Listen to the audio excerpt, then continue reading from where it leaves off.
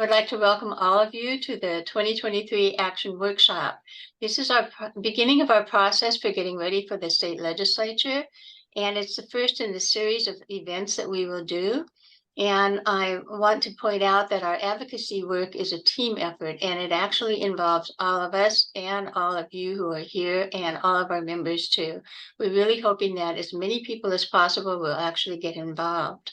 So the purpose of this particular workshop is to tell you a little bit about some of the issues, some of the background about what's going to be coming up in front of the legislature this year. We will also, in a minute, introduce two other activities that are coming up at the beginning of this session. And then we will have some discussion from our contract lobbyist, Nancy Sapiro, and from two legislative leaders who will be here shortly, talking about what to expect this year. We're going into a short session, the second year of the biennium. And what that means is that it's kind of a supplemental process. And Nancy will, I'm sure, talk more about that. It's not the main year in which we get engaged in the budget and the primary policy issues. So thank you again for being here. Let me just point out, first of all, that, again, this is the first of several actions that we have. If I can just get to my slideshow. So this is the action workshop today, and it'll go from 9 to 3. I'm sure that some of you will go in and out during the day, and that is fine. We're all on one link, and that will be easy. The second activity is the Speak Up School on Saturday, January 6th. We did something a little different this year, which is at the end of our workshops in the last few years, we've given a session on how to use the legislative website and how to do some basic advocacy, things like that. What we've done this year is we've allowed more time for issue discussion, and then we have included the supplemental part in the Speak Up School. So we're hoping that people will join in that and participate and learn how to help us even more effectively. And then the third piece is the Democracy Lobby Week on January 22 to 26. And so what you can do is, this is kind of a hokey view, but you can go to the events calendar on the League's website, and here's the site, and I'll put that in the chat in a few minutes. And you can sign up for the Monday action coffee time.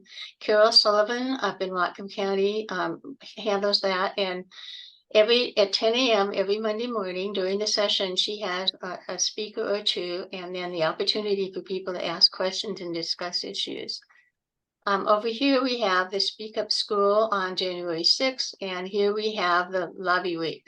Democracy Lobby Week on this calendar is not where I put it, but anyway, I want you to just think about engaging in those things and joining us. So another piece about what we're doing today is that in the past, we've done all kinds of different ways of action workshop.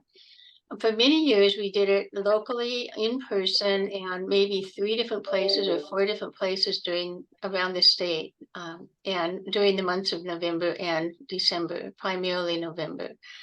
And then during COVID, we had to go to this virtual method. And what we're finding out is we're getting more participation. So even though it's after COVID, it's easier, and we're getting more participation, and that's why we're doing it this way now.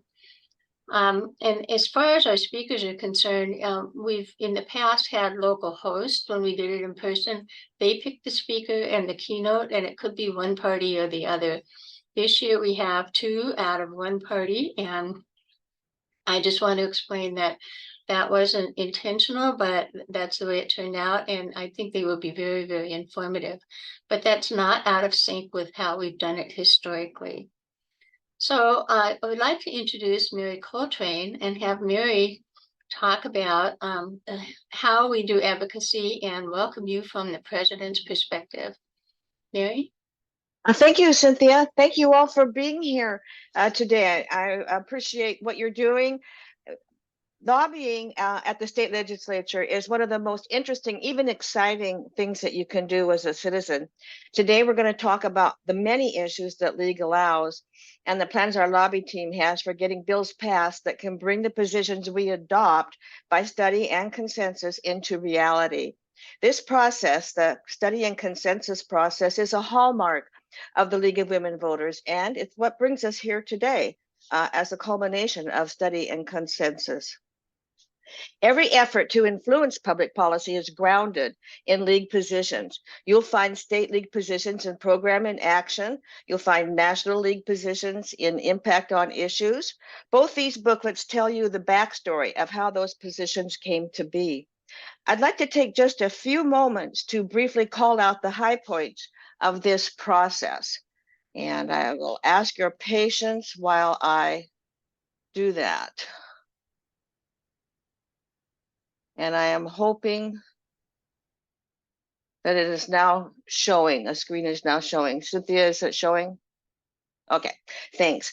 Moving from a study to consensus to action begins in January. In odd-numbered years, local leagues take up program planning for state and local issues. In even-numbered years, a similar process applies to national and local issues. Local news and its impact on democracy demonstrates the process at a state level. We'll discuss more about applying our new local news positions later today, but if I may, let's rewind just a bit. You see on this graphic that the State League programming for local news began in January of 2021. Study ideas bubble up from local leagues on topics where local leagues feel governmental action is needed.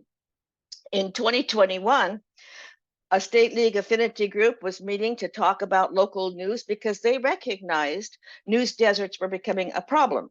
They took this idea to the Clark County League, who submitted it as a proposed study to the state board.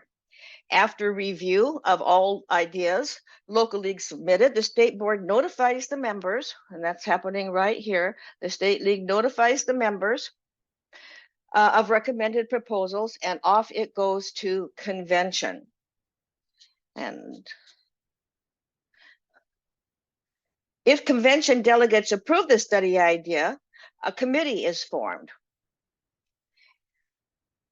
This can be a really interesting and rewarding part of the process where committee members are delving into the topic, hearing from experts, sifting out what's most important, writing it all up.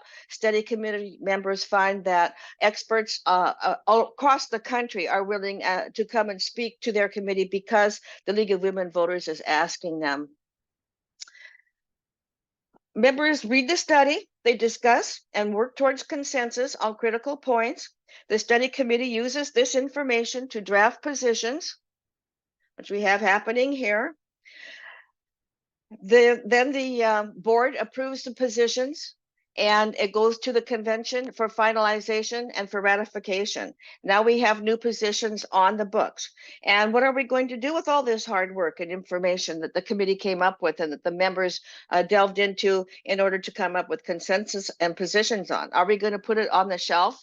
No. Now we're ready for advocacy, to use these positions to affect public policy. This is the first year we've had local news positions for use in the legislature, but all of our positions went through this same rigorous process. That's what makes them so credible and so powerful. In January, we'll begin a similar process for national positions, and the cycle will continue.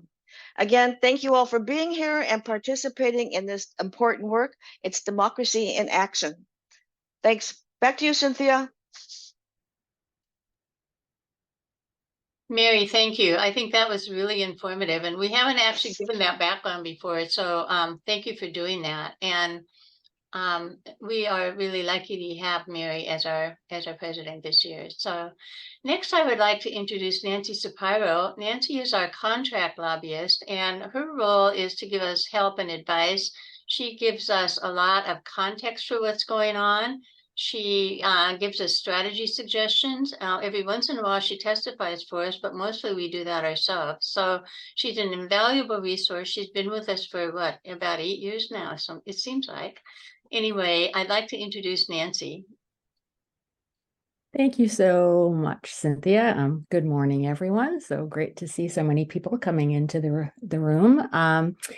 I have been asked to talk briefly about the upcoming session, sort of from a 30,000-foot level, what to expect. And interestingly enough, the agenda says I should address sort of what is unique about the 24 session. And I guess my initial response to that is that every session really is unique. And while the pace and the deadlines remain constant year to year, every session really does have a different feel to it. I guess that's unsurprising. There are different hot button issues, different players, different leaders, different issues that are happening within our state. There's just a different energy that happens each year. So each session really has its own unique personality, and we'll see what 2024, what personality it shapes up to have. There are a number of things that remain constant. And so I thought I'd just really quickly sort of tick through some session basics. Cynthia alluded to some of them, and I'll just give a few others. As you all may know, the Washington State Legislature operates on a 2-year cycle. We have short sessions and long sessions, and this year it is a 60-day short session. 60 days goes by very, very quickly. Session will begin on January 8th. It will end on March 7th. In a short 60-day session, one of the things that the legislature can do, they're not required to do, but can do, is adopt a supplemental budget. In the longer sessions, the legislature adopts an operating, capital, and transportation budget, but then based upon forecasts and information that comes in, they may choose to do a supplemental budget where they're sort of modifying investments and where money is being placed, and they can make a decision to make new investments as well. Some of the information that they have in front of them right now, you may have seen in the paper, there is a revenue forecast that just came out recently, which shows that over the 23-25 biennium, there is a $191 million increase in revenue collections, and projected for 25-27, increased revenue collections of $591 million. So they may feel they have some money to play with there. Having said that, those are just projections, and legislators will also be keenly aware of the fact that inflation remains high, real estate sales in our state are way down, there is world conflict happening, and all those things sort of cause some uncertainty about the economy. And so they need to balance all of these things when figuring out what they want to do with their supplemental budget. Briefly, sort of what that process looks like is over the summer, agencies submit what they call decision packages to the governor's office. It is what they would like to see as far as investments and money spent within their agencies. The governor takes all that information in, reviews it, analyzes it, and then the governor comes out with his proposed budget. We should be seeing that in the next couple of weeks. That usually comes out around December 17th, 18th, 19th. And that is his vision of what he thinks the budget should look like, the supplemental budget should look like. The legislators will take that information, review that when they come to Olympia in January, and they ultimately, the House and the Senate, typically come up with their own versions of what they think the budget should look like. And then before session ends, hopefully there is reconciliation and agreement among everyone, and we come out with a supplemental budget. So that's sort of the budgetary piece that we anticipate will be going on. In addition to that, obviously, there's lots of policy work that goes on during every legislative session. As I said, it's a 60-day session. Really don't see it going beyond that. So there's not a whole lot of time to do the work that needs to be done. But having said that, there's lots of things we're going to see. We do operate on a 2-year cycle, and that means that bills that are introduced are alive for 2 years. So if you were tracking or following a bill that was introduced last session, which did not make its way across the finish line, have no fear, it is still alive, and there still is potential for it to cross that finish line in 2024. And then obviously there will be lots of new policies that are being introduced, and we'll be watching that. A key thing to note is that legislators can pre-file bills that they anticipate wanting to take action on. And I believe that that pre-filing process starts this Monday. So you can go to the legislative website and look under pre-files, and you can see what's being introduced, and it will give you a sense of what legislators have been working on and what they're anticipating wanting to take action on. Really, because the session is so short, things, I think if your policy wants a chance, it probably has been drafted, and you probably are going to see it in the pre-files, things that are still being worked on in January and don't have bill numbers yet. Really unlikely that those things are going to make it across the finish line. I guess a couple other things that I would note, just as far as the process itself. Last year, was our first year with a return to Olympia. We had spent 2 years operating virtually, and there was a lot of energy spent just trying to figure out how to navigate the sort of the new world that we're in. After having been down in Olympia the past couple of days for committee days, it does seem more natural. People feel more comfortable sort of being together in the spaces together. There still is masking going on, but it felt a bit more like a return to normal. I will note sort of the one great upside about the pandemic is that it really forced the legislature to obtain the technology to allow people to participate in our democratic process virtually. So we now have the option that people can provide public testimony via Zoom, that you can meet with your legislators via Zoom. And it really, and from my mind, is the one really positive thing that happened from the pandemic, and really, I think, has massively increased civic engagement throughout our state. So as far as some of the issues that we may expect to see, you certainly are going to be getting a deep dive into that from the lobby team members throughout the day. They have significant expertise in their issue areas, and so they'll be getting into the nitty-gritty. And you're also going to be hearing from a couple of legislative leaders shortly, and I'm sure they're going to have details as well. So this is just sort of a brief and quick down and dirty highlight of some of the issues. Unsurprisingly, I think some of the issues that have been top of mind for legislators as well as for all of us in the state, not new issues. We continue to struggle with housing and homelessness. Behavioral health continues to be a huge issue in our state and across the country. Focus on the environment and climate continue to be very, very important issues. Police accountability, police reform continue to be important issues, and we're going to be seeing lots of work in all of these issue areas. More specifically, I mean, some of the things that I can highlight are in the environmental space. If that is an area that you've been following or working in, last year there was an attempt to pass what they called the WRAP Act, which was an effort, a pretty comprehensive effort to modernize recycling in our state and to create tougher rules around packaging. That effort was not successful last session, and so it's my understanding the environmental coalitions are really prioritizing that, and really I think have reworked it some and are hoping that they're able to be successful with that effort this year.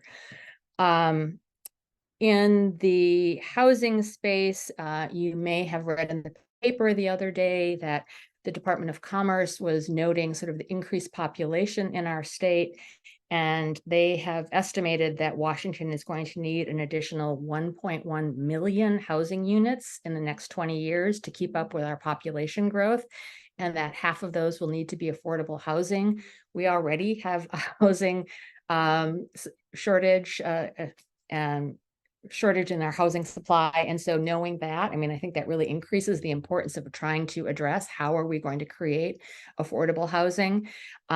There will be a return of an effort to try to increase the supply of affordable housing by allowing cities to adjust their state and local real estate excise tax. That is somewhat controversial, but I think that will be a renewed effort this year. Also, just in attempt to keep people housed, there were a number of efforts last year that were not successful around rent stabilization and eviction protections. And I know folks who do housing advocacy are very keen on moving those proposals forward. So keeping people who are housed, as well as creating new housing supply this will be a priority for 24, and I think will be a priority for years to come. These are in no particular order of importance, so I'm just throwing them out. I'm sort of in the gun responsibility, gun reform space. Significant strides have been made in that realm over the past few years, both by initiative and through our legislative action. Folks in that space continue to have lots of good ideas and are working. And so there are a number of bills that will be introduced in 2024 around completing the permitting process from the time you purchase to be able to walk out the door with a gun. There are going to be efforts to limit the purchases of a bulk amount of weapons and a number of other things. So I think you can look for continued activity in that space. In the police reform, accountability, sort of law enforcement space, cities have made it, are stating that it's a priority of theirs, that they want additional funding and funding tools for recruitment and retention of police officers. Advocacy groups who are involved in the police reform movement intend to continue working on bills that stalled last year around traffic stops and creation of an independent prosecutors program. So those are efforts that they will be working on. In the reproductive health care space, there has been an effort for a number of years to pass something that is known as the Keep Our Care Act, which is an effort to ensure that when healthcare mergers, consolidations happen, and as we all know, those have been prolific in our state, that when they do happen, that they don't have a negative impact on access to care, to quality of care, and the cost of care. That has been a multi-year effort, and the reproductive advocates intend to be making that a priority again in 2024. In the behavioral health space, I mean the legislature, have made some significant investments in the past couple of years trying to address the behavioral health crisis that we really have. My sense is that there will be attempts to continue to build upon those investments, trying to expand access to recovery services through lower barrier access to care. Also trying to just strengthen the workforce. Workforce and workforce retention is an issue across subject areas, as I mentioned, in the police space, but also with respect to behavioral health. I mean, there is just a severe shortage of people who are there to provide the services to the people who need it in our state. And so there will be an effort to look at ways to sort of strengthen and ease people's pathway into the workforce to be providing behavioral health care services. In the education space, I'm quite sure you're going to be hearing from lobby team member Catherine All, who knows all things education, about the continued work to fully fund special education. And I think there's also going to be an effort for some additional resources for students with behavioral health challenges. I'm sure you've all been reading in the paper about the behavioral health challenges of our youth, given COVID and so many other things. And so there is an interest in creating additional resources to get them some of that care that they need. I think the final big thing that I'd mentioned that we need to be aware of, you may have read in the paper that there are a number of initiatives that may be before the legislature in 2024. There is a group called Let's Go Washington that has 6 initiatives that they want to bring to the people. The process to do that is they file their initiative. They need to obtain a sufficient number of signatures. I think it's around $325,000 signature for each initiative that they have. They submit that to the Secretary of State. If those signatures are confirmed, then that initiative will go to the legislators. Legislators have a number of options. They can either adopt the language of the initiative as it is written. They can reject it, not take any action on it, or they can amend the proposal in some way. If they either reject it or amend it, either way, that ends up on the ballot in 2024. So that, at this point, only one of the 6 initiatives has obtained the necessary number of signatures. Those are being validated right now. So we know likely that that initiative may well be before the legislators. Unclear yet whether about the other 5. They have until December 29th to turn in the signatures. Very quickly, sort of what are those issues that the initiatives are about? Really our response to a number of things that our legislature has passed over the past couple of years. One of them is a repeal of the capital gains tax, which we passed a couple of years ago. One is retooling and creating sort of opt-out options for the long-term care insurance program, the statewide program that we created a number of years ago. One is sort of addressing the police accountability, police reform, legislative efforts, and would roll back the restrictions that were put in place around high-speed pursuits. And so this initiative would attempt to remove those restrictions. There's one that sort of would reban a state income tax. There's one around parental notification, which would allow parents who have kids in public schools access to materials upon request. And the one that has the most legs, I'd say, at this moment, because the sufficient number of signatures have been introduced, is a repeal of the Climate Commitment Act. We passed that Cap Trade Invest program 2 years ago. It has brought in, I believe, about $1.6 billion just this year. And all that money goes towards sort of pollution fighting efforts. Opponents say that really this has been the driving force behind higher fuel, food, and energy prices. And so they want a repeal of that. So as I said, they have submitted sufficient signatures. If those signatures are verified, it will be in the legislators' laps to determine how they want to address that. And that could take up a lot of time and oxygen from everything else that they're doing. It was a very lengthy process to get to passage of the climate commitment. And if they need to revisit how to respond to this, that could take up a lot of time and energy. I could go on, but I see I'm at time. So I'm going to pause, say I just welcome all of you to engage with your league, engage with lobby team members. They are so smart. They know their issues so well, and really make it very, very easy for all of us to engage and let our legislators know what we think. So thank you for your time, and I hope everyone has a great Saturday and a great day at the Action Workshop. Thank you, Nancy. Before you leave, though, I want to see if anybody has any questions. And I have a question, which is, you just listed about as many issues as we've dealt with over the last couple of years. And so they're still on the table. Many of them are still on the table. So do you have any predictions about which way some of these are going to go? And I'm also trying to fill up some time because I didn't see our legislators arrive yet. So Oh, no.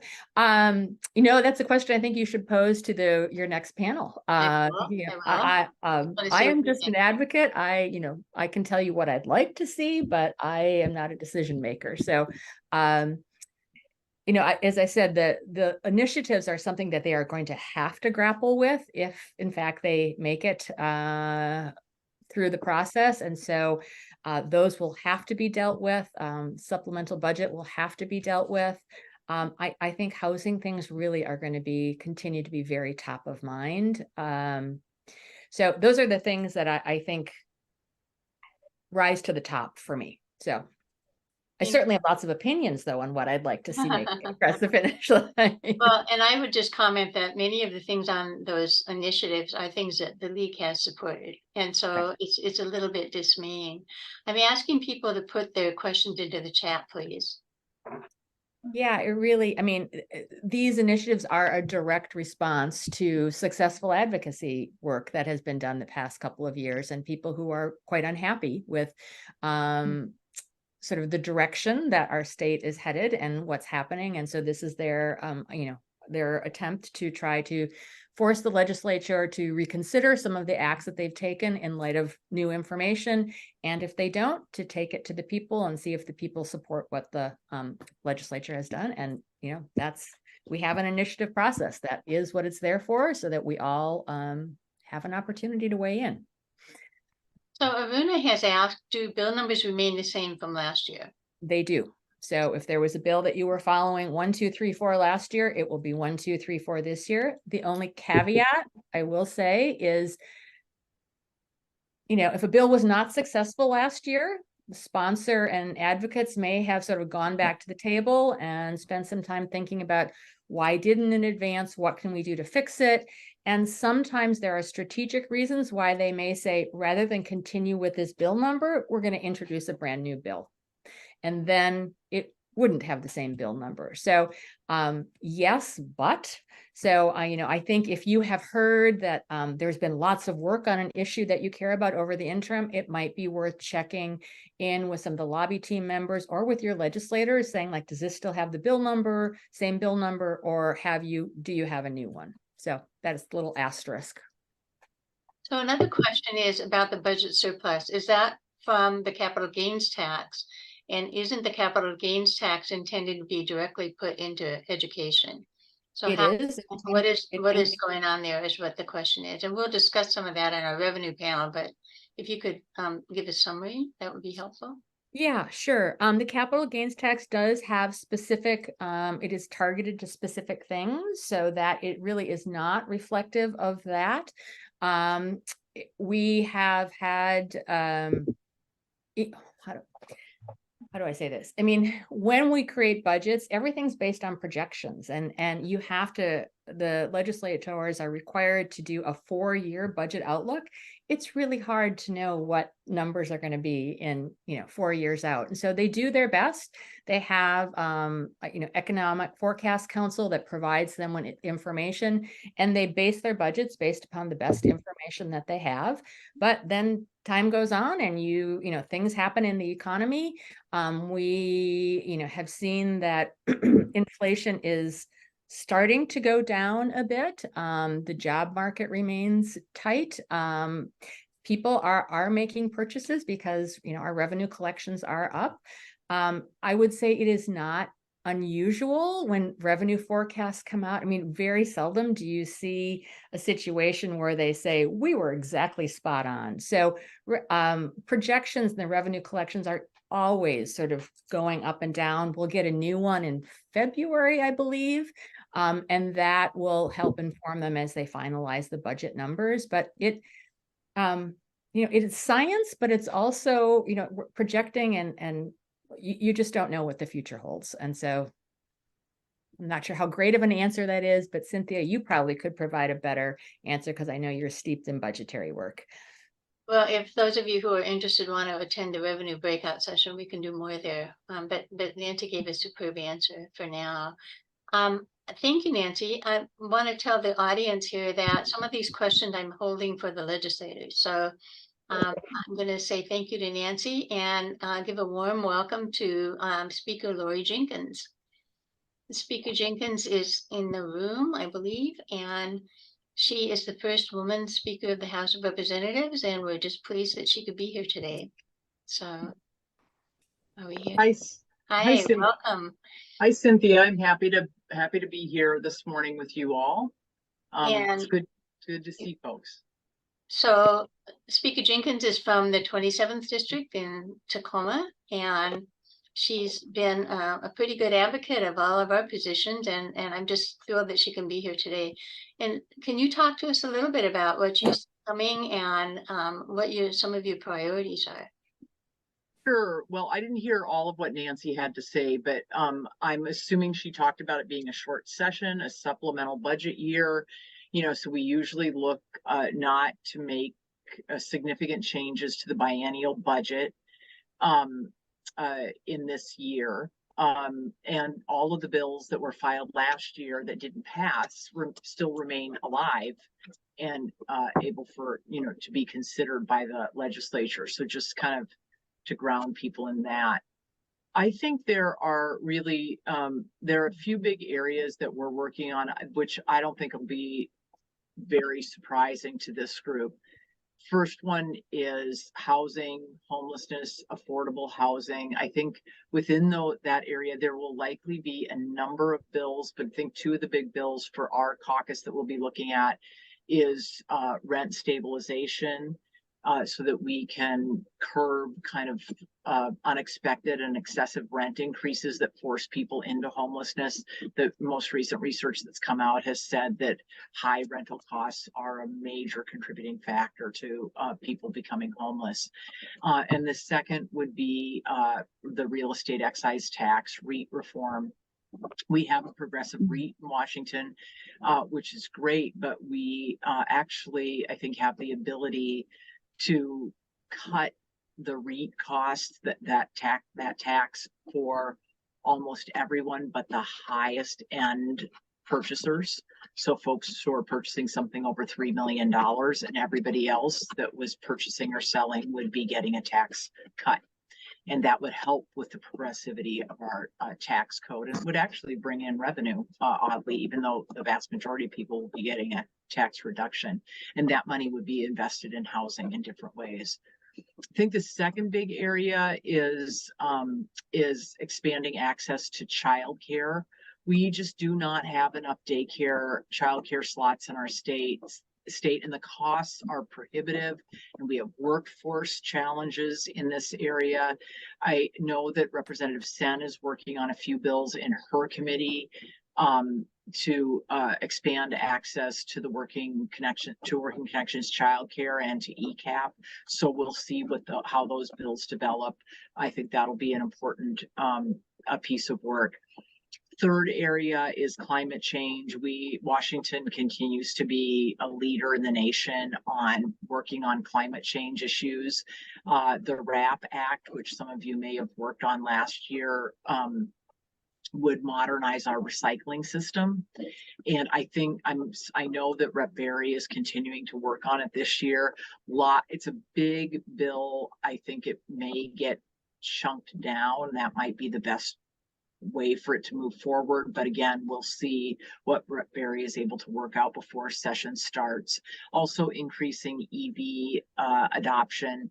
And we'll have to see. There are a number of initiatives to the legislature out there.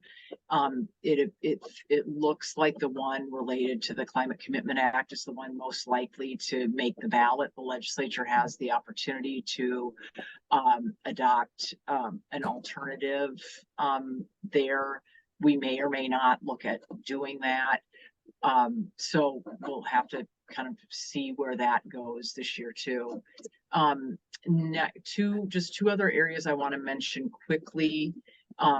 Behavioral health, particularly, I think this year we're always doing work trying to improve our system, but we really, I think, will focus this year maybe on expanding our 23-hour crisis centers and looking more at our substance use recovery supports and the investments we can make there. And then finally, what legislative session we wouldn't have a legislative session if we weren't working on K-12 and some schools work. I guess that's not finally. There's one thing that I'll mention in the end here.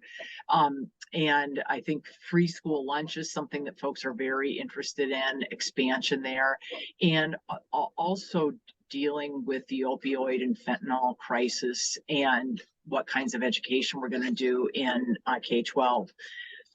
Just to wrap up a couple of other things. See, as I'm talking, I'm thinking of more things. So I keep on saying words like finally, and then I'm like, no, that's not finally, something else too.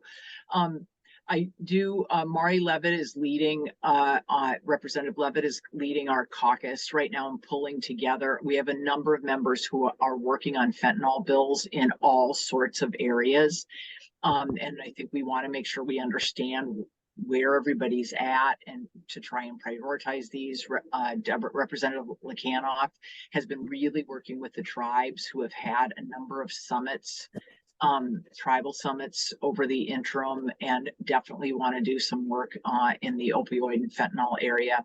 So we'll be working, I expect, in that area. Representative Ryu has pulled together, I've asked her to pull together a group of members on AI. Just to make sure that we understand what's happening there to the extent that we can. And a lot of different people will do a lot of different bills on AI. I don't have any predictions on what or if we will do anything there, but I think that's something to pay attention to. And then the final thing I kind of mentioned a little bit in the childcare area. For me personally, I continue to be very concerned about workforce issues because we see them spread across every possible topic area that you can imagine, and probably some that we can't imagine. But there is virtually no area of workforce where there aren't shortages. For those of us who are baby boomers, especially in the healthcare arena, as baby boomers retire out of the healthcare arena and then start to demand more healthcare, the gap between the need for healthcare and our ability to deliver it to Washingtonians is going to get larger and larger. But we have this in childcare, we have this in law enforcement, we have this education, not as much right now, just because of the decrease in students we're seeing. But generally with teachers, we've had these challenges too. But you just the building and construction trades, everywhere. So we are going to have to continue to be very innovative, very thoughtful. I think one of the things we're going to have to really think about doing is, if the feds continue to not address immigration issues in a helpful way, we're going to have to think about what we can do here in Washington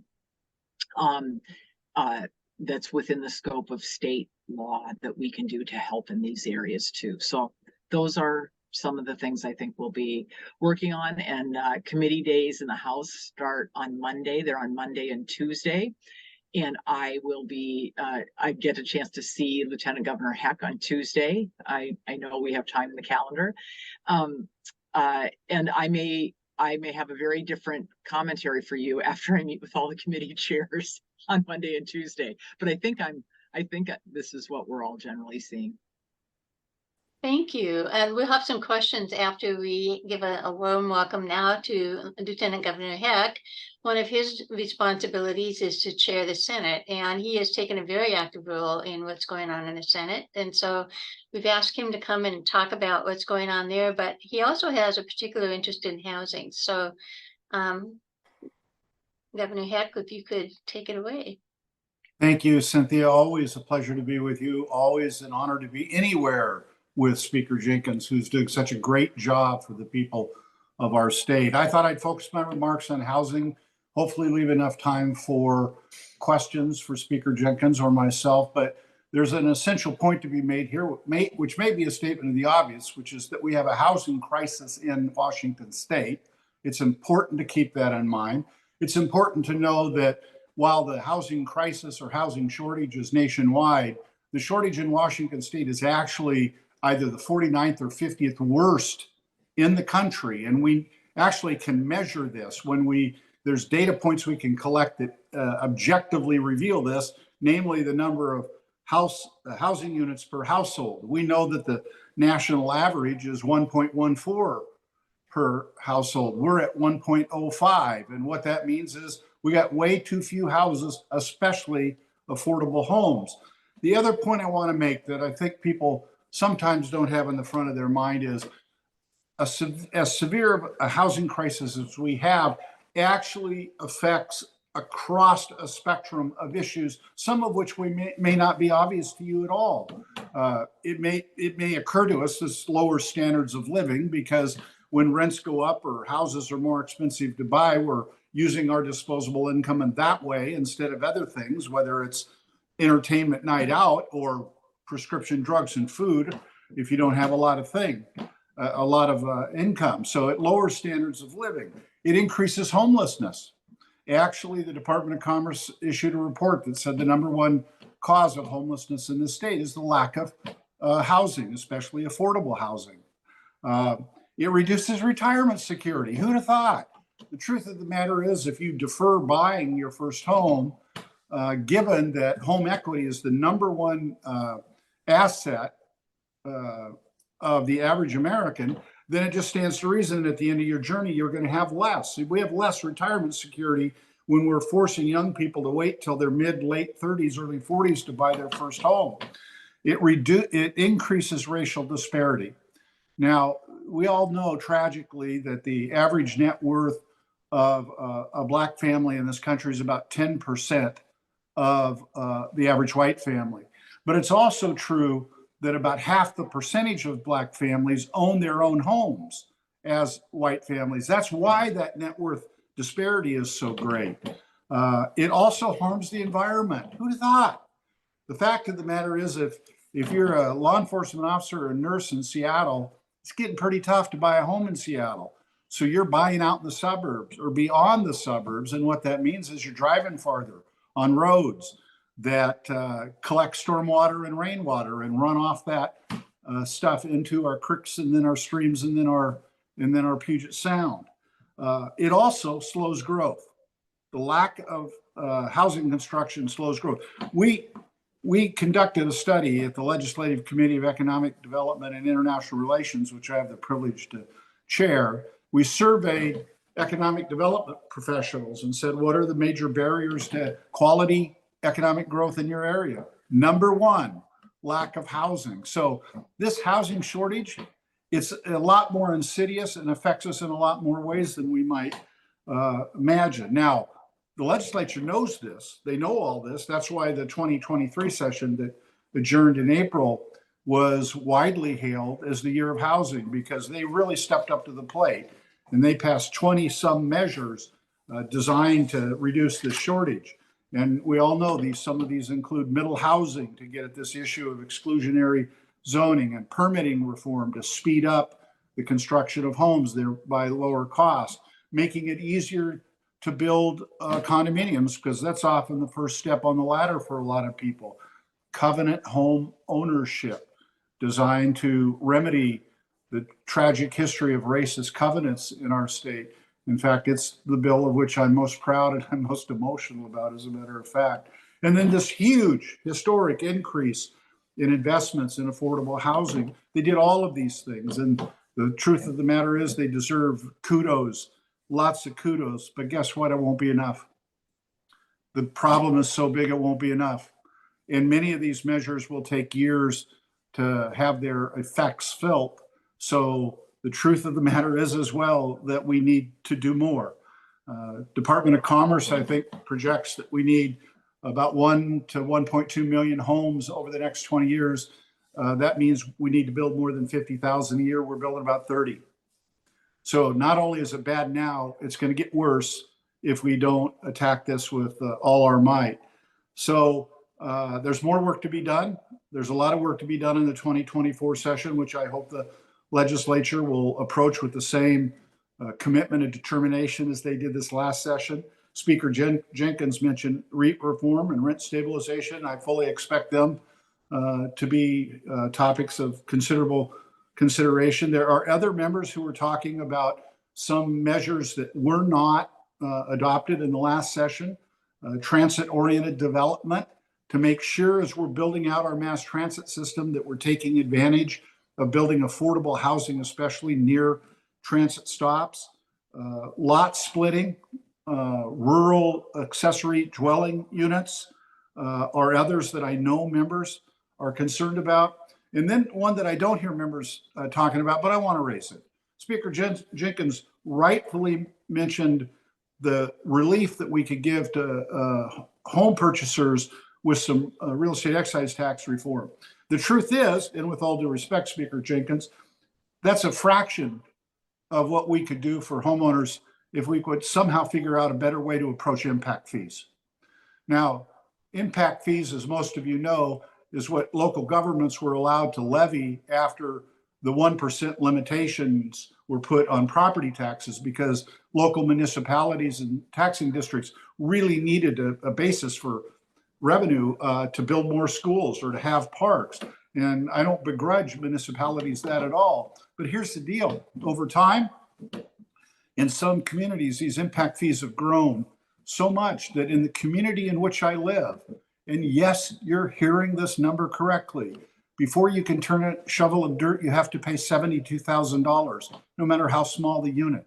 Now, you want to provide some increased opportunity for somebody to buy a home, figure out a way to swap out some revenue for impact fees, which have grown and grown and grown in some of these communities, and materially add to the going in price for that first time homeowner. But that's just my pet peeve. I actually don't hear a lot of members talking about it, but they should. In any event, the status quo is not an option. We need to do a whole lot more. I'll stop there. Thank you. Thank you. That was really informative. I have a couple of questions in the chat here for you, if you're willing to spend another 5 or 10 minutes. And a couple of them are process questions, and then a couple of them are issue questions. So the first question is related to those initiatives that Nancy Shapiro is talking about. And the question is, if the legislature elects to present voters with an alternative, can that alternative be simply to maintain the current state of the law, or do they have to propose a change? Can either one of you address that? You're muted, Lori. Sorry about that. We would have to propose a change to the law as an alternative. And we're still looking at legal advice on this, because I think there were, like, with regard to the Climate Commitment Act, there was definitely work in progress to help the Climate Commitment Act work more productively for all of us this next session. And it looks as though any changes we made to the Climate Commitment Act would be considered an alternative and would have to go to the ballot this year. So that's a downside in a certain way, or maybe an upside. I don't know. We'll see. Still waiting for the verification of all the signatures. Thank you. Another issue question, or a process question, excuse me, is, do either of you have any reactions to how things will change given that Governor Inslee is a lame duck at this point? Is that going to have any effect on your processes, your politics? I don't expect it will have a big effect. I think the things that have more, honestly, that will have more effect for us is, I'm not sure yet if there's anybody left in the Senate who's not running for statewide office. But Lieutenant Governor Heck may have more of a sense about that. But there's a lot of senators who are running for statewide office that obviously has. So part of it is just like who is running for statewide office and the politics of that. You know, a governor is a governor, and I get that he's moving. He won't be, you know, reelected and is not running for reelection, but he is due respect for his the things that he submits to us. And I think that there will be, you know, some interest in being supportive of him as he has managed us through some incredibly difficult times during his governorship.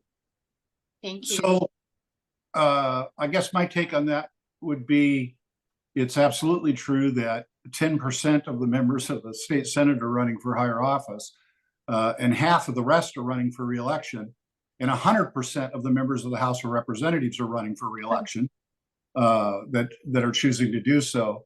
The degree to which Governor Inslee will become lame as lame duck, I think, isn't altogether a question of how the legislators will respond to him, but what he will do. The degree to which he will continue to be able to leverage the moral authority of his positions in his office is going to be up to him, and how he leans in to finishing strong in his service on behalf of policies he thinks are worthy. And frankly, I'm confident he will. Thank you. So one of the issue questions has to do with school districts still not having enough money, and how can more money be generated for that? The question specifically was about the surplus that was referenced earlier by Nancy, but I happen to know that's not percentage-wise a huge amount. So what can be done more at this point for local school districts?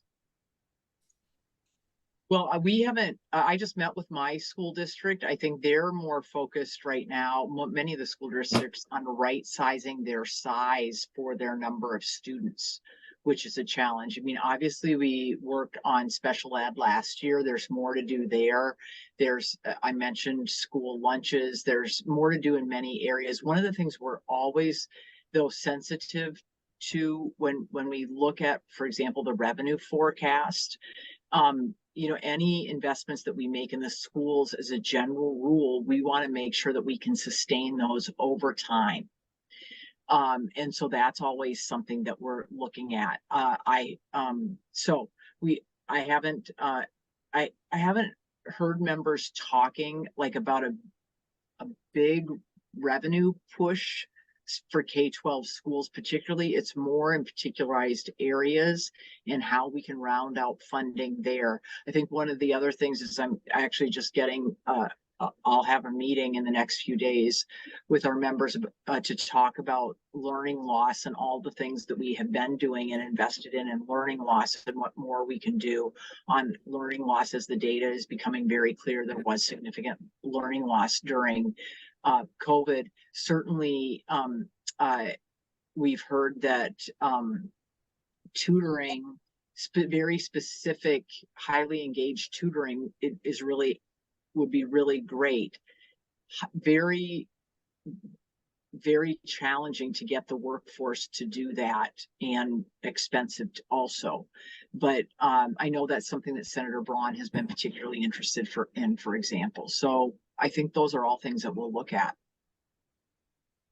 Thank you.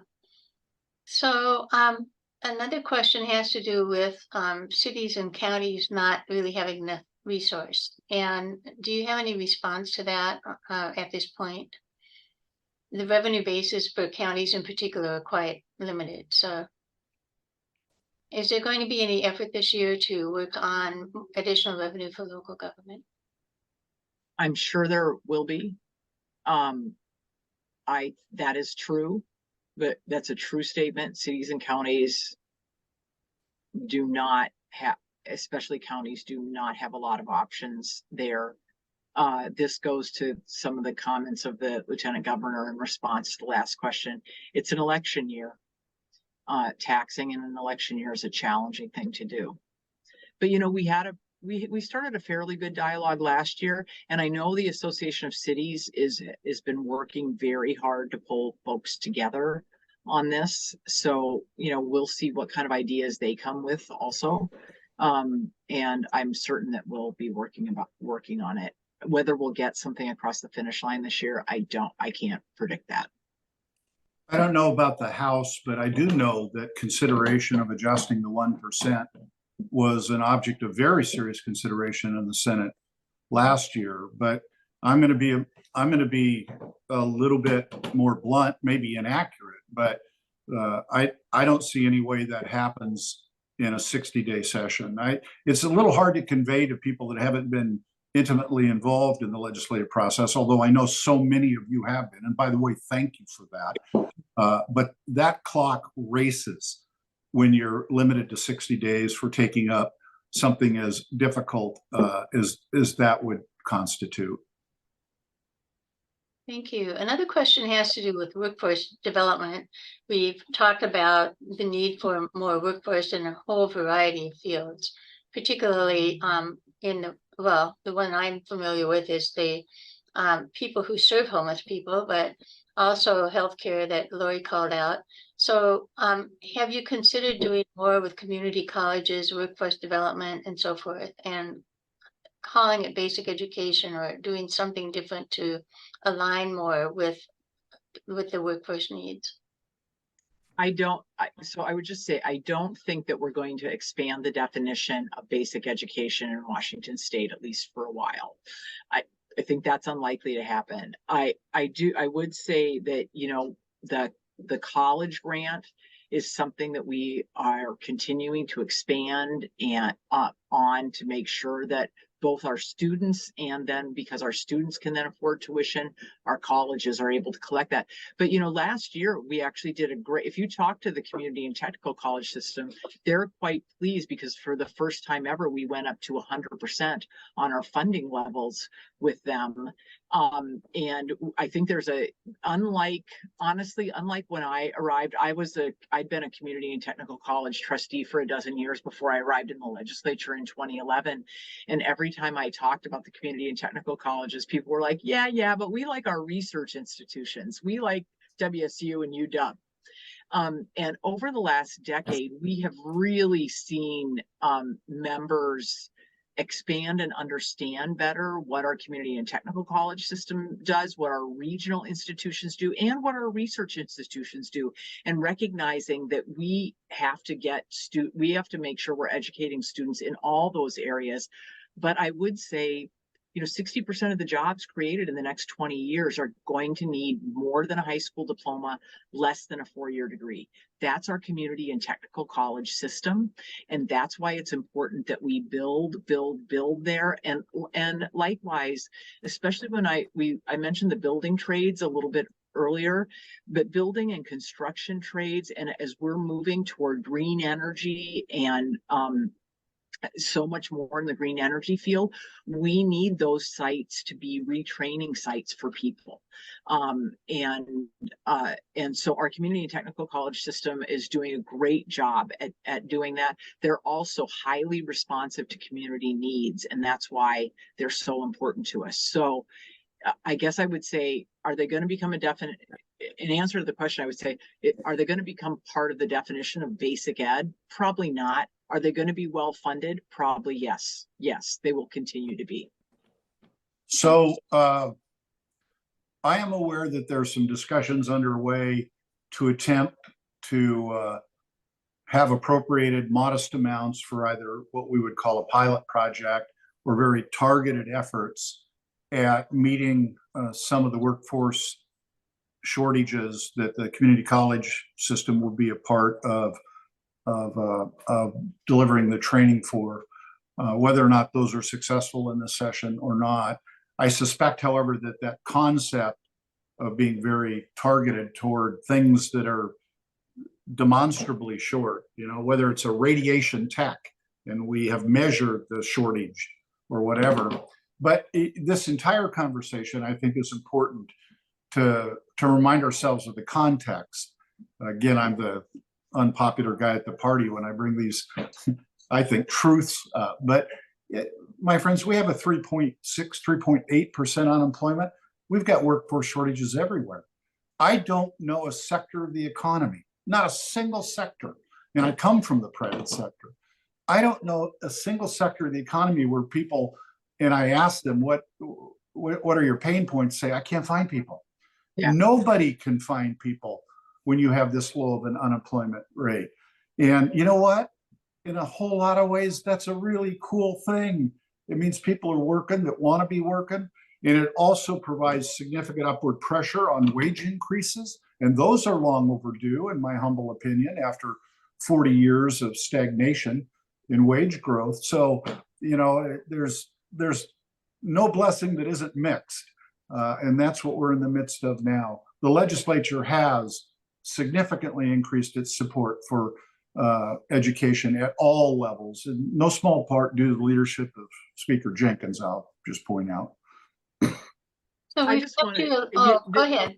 We're running like this runs the risk of me just like getting on my high horse and riding away but on workforce stuff. But it's just really important, I think, for people to realize the number one contributor to workforce shortage is baby boomer retirements. There are all sorts of other smaller contributors, but they are not the big things. It's baby boomers retiring. And we have known since there were generations after baby boomers, that when baby boomers started to retire en masse, there were not enough workers in the next 2 generations to fill those slots.